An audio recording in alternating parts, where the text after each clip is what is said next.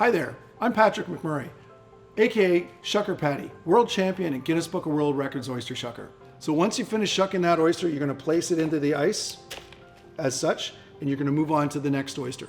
I generally separate my hands. Knife hand places and picks the next one. Oyster hand finishes and puts it over here in a motion as such. So in the hinge, break the hinge, pry it up, cut across, put it down, turn it, scrape off the bottom, place it, whoops, and grab the next one. Hinge, whoa, turn. Sometimes that happens, it's just a little loose. Color's looking good, and over.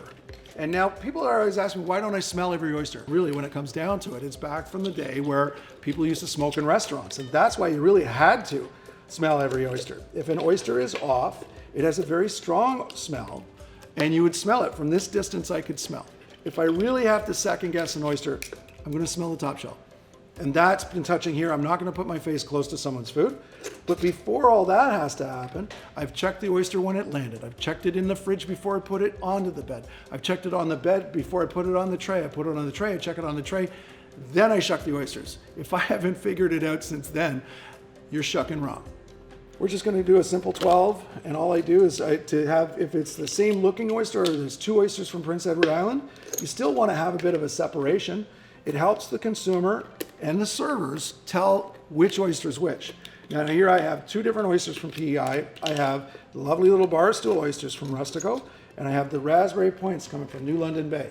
But I still want to take this, and I'll use my top shells. Use your top shells. You've got lots of them. Put it into the design of your plate. You can use it to separate the two different types of oysters, and maybe you can put some stuff down if you're going to do horseradish or whatnot. I've got a couple of lemons I'm going to do. Put them down like that,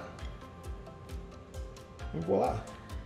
Every Prince Edward Island oyster that you get on your plate is super safe, great, and delicious. Tastes like the ocean.